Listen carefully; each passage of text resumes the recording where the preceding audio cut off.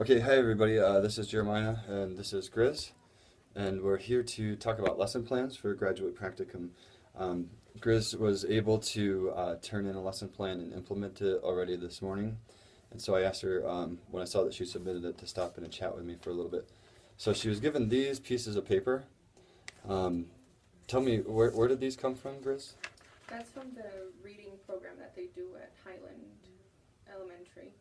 So the teacher just basically copied the lesson that he was going to do for today, and I had to adjust it and I guess write my own for the lesson plan. To get it into that Yeah. format. So she had this starting material and then she squeezed it into the COE lesson plan template. Um, and most of it, when I compared the two, it seems like it translated pretty well. Did you find that to be a chore? Not really, since I already had the activity. I just had to make sure that it fit into the template. Okay.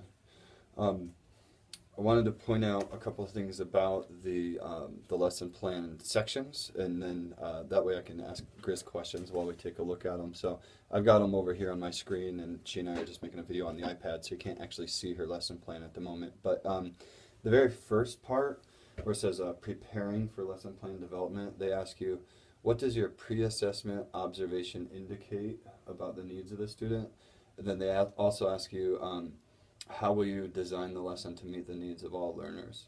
And for the top response there about what does your pre-assessment observation indicate, Gris gave a good solid paragraph describing the regularity with which the students are assessed, that it's a whole group lesson, it begins with a morning message, it's followed by a review of the book's themes, and that over the last couple of weeks, the students have been reviewing different themes and vocabulary and concepts, and says they have been provided with students have been provided with access to repetition, basically, to help them not kill and drill, but just repeating something. Okay.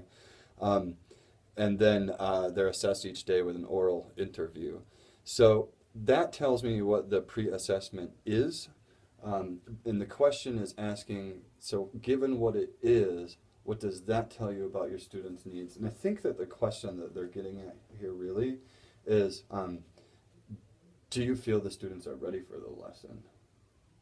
Like, what data did you have that told you that the students were ready, or that you might need to skinny down the lesson or make it more advanced? So when you do your lesson plans, in the future, when you do your next one or whatnot, really focus in on that question of, are they ready? And do I have data that tell me they are ready for this lesson that I want to give? The next question that was listed is, how does the design of the lesson meet the needs of all learners? And I think what they're really getting at here, you mentioned here basically the strategy, that it's a whole group lesson, it's taught on the carpet, they're arranged in proximity, that they are called on randomly to see that they're continually being engaged. But I think that what this question is getting at, and it's not obvious, then I think it would be better if they ask, like, what will you do to ensure that students who have exceptionalities are engaged, or that students with diverse learning styles are engaged? I mean, that's the way I interpret that, but it's not very obvious the way they ask the question. So when you go and you are thinking about these first two portions, preparing for the lesson plan, think about it in terms of, what do the data tell me? Are the students ready? And think about it in terms of, but what about every single student? Because every single student might have a different learning style or be at a different place, and you might have students with exceptionalities. So those are just some things to point out there. Do you have students with exceptionalities in this classroom that you know of? I know there's a couple, but they're on meds, so there really isn't any like behavioral or any other things that Mr. A does differently. Like the kids are able to be in the group, and I don't know, there isn't anything extra that he does for them that I've seen so far, or that he mentioned I should do for this lesson.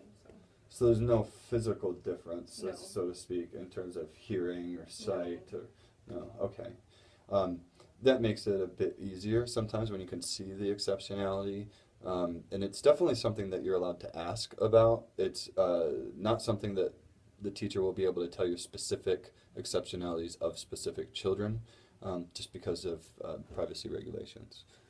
So it's possible. I mean, students have been invited into IEP meetings before and different things where they don't identify students by their full names. So it's possible that folks could get an experience like that. The next chunk of the lesson plan has to do with the development of the lesson. I'll point out the first chunk, planning and preparation, goes along with that first domain from the Charlotte Danielson framework that we were talking about.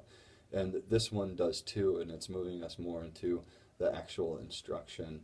But this is all definitely planning and preparation.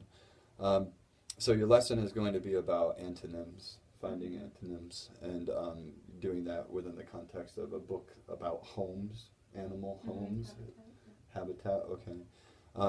And the objectives, she found the Common Core state standard that was relevant to this, and then there were two objectives. I want to read them because they're very simply well written. It's just students will categorize and classify information. That's it. Don't get more complicated. And then the next one is students will understand antonyms. That one, you could take that word understand and operationally define the word understand, because that's hard to see whether or not somebody can understand. So you could substitute that one with an action verb of some sort that I could see, or that there's a product created that I can hold on to, or something that they are doing that I can hear. So the first one, I'll go back and compare them. The first one, you have these action verbs. They will categorize and classify information. I can tell whether or not that happened. The second one, they will understand antonyms. Well, even if I say, do you understand, they might just be saying, oh yes, I understand, just to get me off their back. It's happened more than once. So just want to point out that with that particular one, you want something that's a bit more operationally defined. Understand and comprehend are two words that are popularly used in student learning outcomes, and they're two really fuzzy words that you can't see, Yeah. And then the assessment of learning that you put along with that, once again, very simple and straightforward, and it doesn't need to be any more complicated. Students are going to raise their hands and they're going to answer comprehension questions. That was the one about categorizing and classifying information. The one about understanding antonyms was students will raise hands to answer vocabulary strategy questions. It doesn't, at this level, we just don't need to be any more complicated than that. So then the teaching method here is direct instruction. You chose that from I think there was a drop-down list probably on that chart where they give you different things. Some of those things in that drop-down list aren't teaching methods. They might be strategies or whatever, but they're not models per se. This is not including Indian education for all, but it is including technology. And in the methods and the materials under the lesson plan procedures / activities and the management needs, Gris has now gone through and broken things down step by step, using this pretty much as the guideline, right? And then there wasn't a lot of deviation that I could tell between the two. Folks often ask, especially in grad practicum, well, there's this curriculum that I'm supposed to follow. How is it that I can do that in tandem with the requirements for this class? And that's how. You can use this essentially as your starter information and then go through and plug it into the lesson plan template. Was there anything that you wanted to ask or talk about as far as the lesson plan? Not right now, because I haven't had any, feedback yet from my cooperating teacher. I'm going to do that on Friday.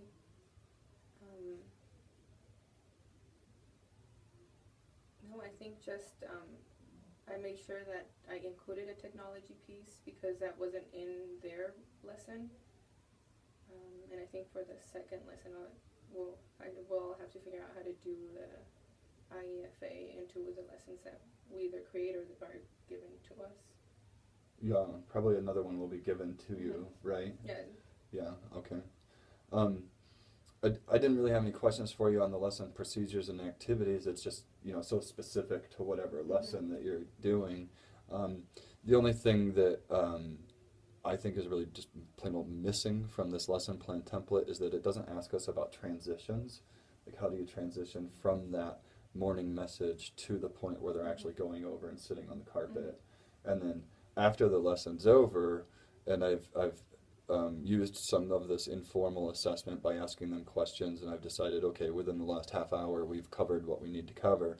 After that, where's the transition to the next activity or the next lesson? Because this one, even in here, I couldn't tell. No, and there isn't like management skills in there, or that tell you, you know, tell the students to sit quietly, or, but I found that I had to keep, and it's a first grade classroom, I had to keep reminding the children, like, I need eyes on me, I need listening ears, you know, I should be the only one talking, and I just kept doing that throughout the lesson, and I think that's something that I've seen Mr. A do when he's teaching the lessons. He just keeps reminding the kids, like, remember, this is me. Well, I think my next appointment's here. All right, thank you very much. I hope that was helpful for folks. If anybody else wants to stop by and talk about lesson plans, just give a holler. Or if I see a lesson plan come through, I might ask you to stop in and chat with me about it, because they're all different. It's just going to depend on your field, your cooperating teacher, as far as what the leeway is that you have. So don't be shy. All right, take care. Bye.